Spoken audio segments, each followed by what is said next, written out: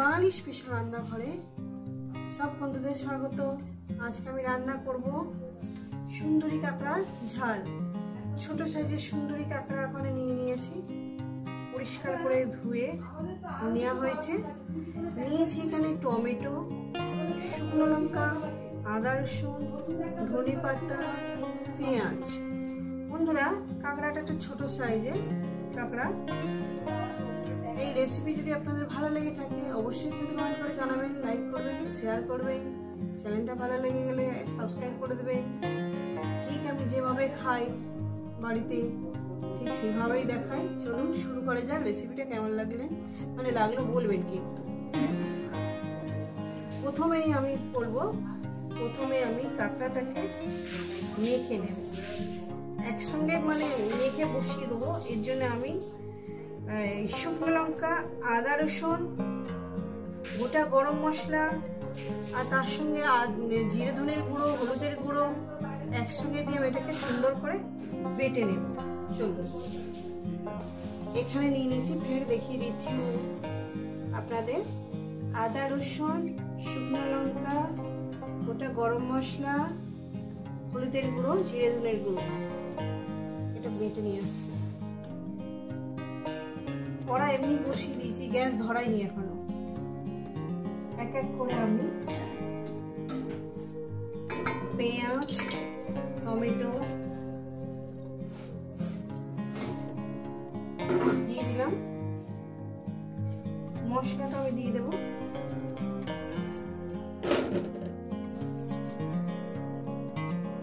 মশলা বাটি ধোয়ার জলটা আমি দেবো অল্প পরিমাণে। রেসিপিটা আপনাদের কেমন লাগছে অবশ্যই কিন্তু বলবেন। আর এই সুন্দরী কাঁকড়া আপনারা এইভাবে বানিয়ে খেয়ে দেখবেন। অল্প পরিমাণে দেব।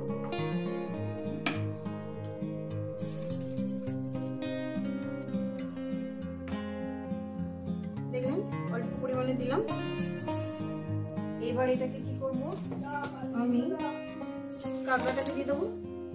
দিয়ে দিলাম। আমি কিন্তু এখন ধনে পাতাটা এখানে দেব না, দিয়ে দেবো এখানে লবণ, স্বাদ মতন লবণ। লবণটা আমি দিয়ে দিলাম।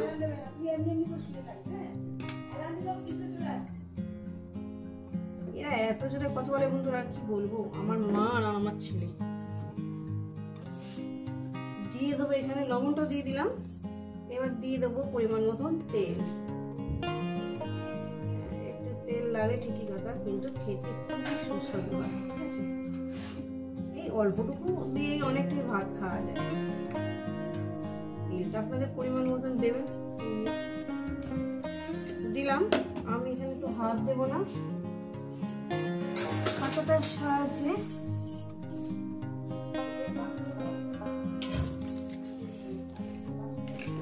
সাহায্যে এইভাবে একটু মেখে নেব। আর মেখে নেওয়ার পর মিনিমাম 10 থেকে 15 মিনিট এই মাখা অবস্থা আমি এটাকে রেখে দেব।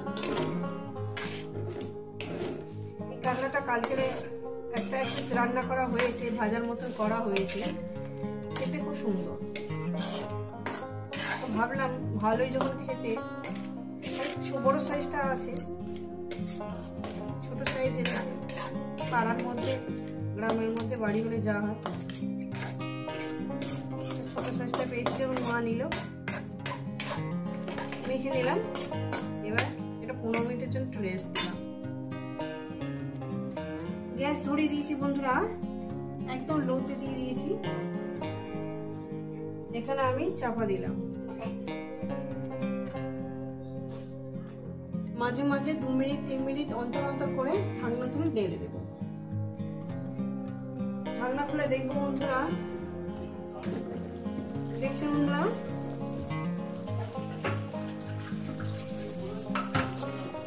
আস্তে আস্তে এটা হতে থাকবে।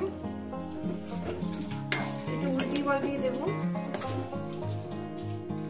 জল আর দিতে লাগবে না, এই জলেই হয়ে যাবে।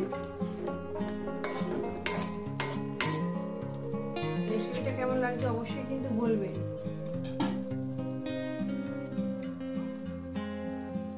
দারুণ সেন্ট বেরিয়েছে। তো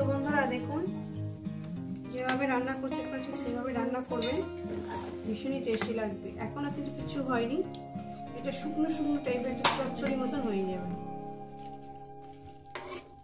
দেখতে পাচ্ছেন বন্ধুরা,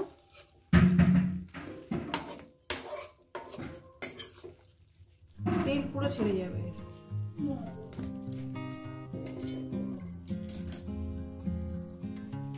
তো বন্ধুরা দেখতেই পাচ্ছেন আমি কিভাবে রান্নাটা করছি।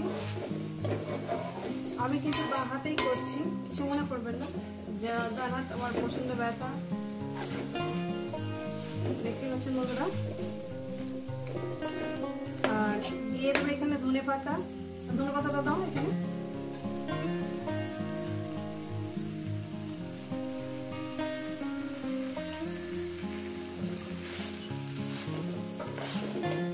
একটু নাড়া দেখি, ভীষণই খেতে সুন্দর হয় বন্ধুরা। আর 3-4 মিনিট রান্না করবো, এটাকে নামিয়ে দেবো।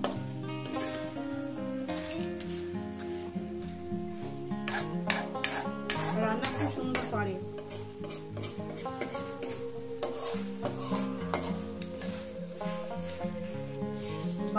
বন্ধুরা বাটির চচ্চড়ি মানে একটু নিচে লেগে লেগে যাবে, একটু ধরে ধরে যাবে, আর সেটা একটু এইভাবে একটু করে নিয়ে তার সামনে একটু আলাদা। আমি যেটা একটু এই যে লেগে লেগে যাচ্ছে না, বেশি পোড়া নয়, একটু হালকা লেগে লেগে যাচ্ছে, এভাবে একটু করে দিচ্ছি। এটাই টেস্টটা কিন্তু দারুণ খেতে আসে।